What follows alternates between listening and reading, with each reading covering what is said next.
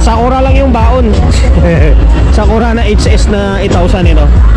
Yan, tapos meron siyang 4, 8, 12, 16, 20, 24, 28. Dito ulit tayo sa may kay Crown and then Sakura. Booth nila sa may Music Manila 2026. Balikan na to.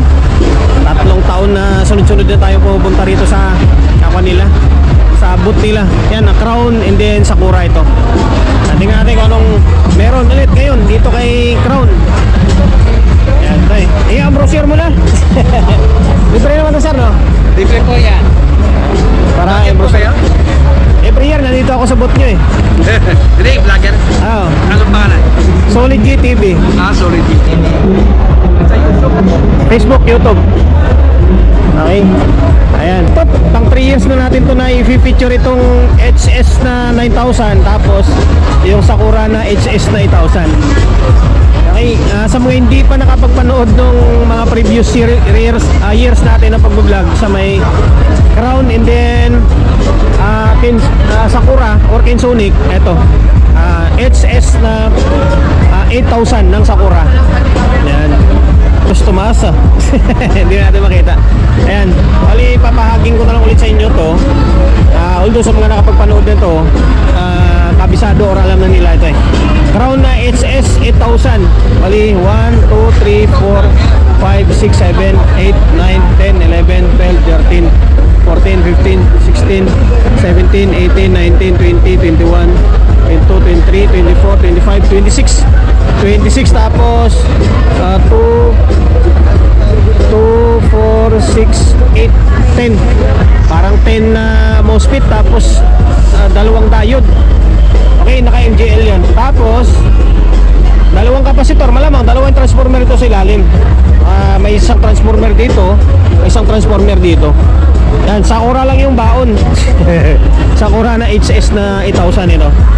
Yan, tapos meron siyang 4, 8, 12, 16, 20, 24, 28, 28 ito. 28 dito, 28 dito. Tapos 22,000 by 120, 120 by 22,000 ito.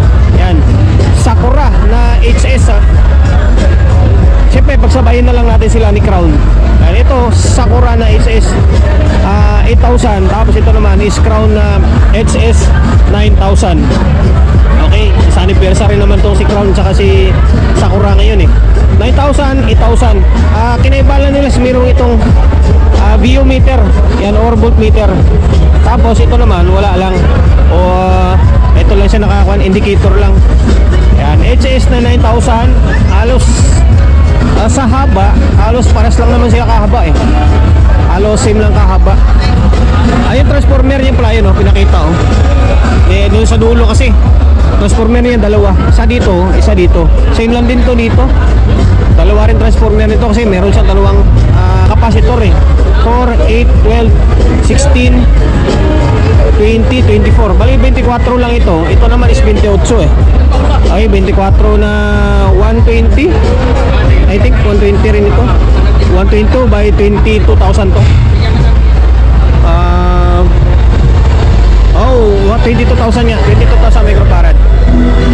Tapos merong 22. 1,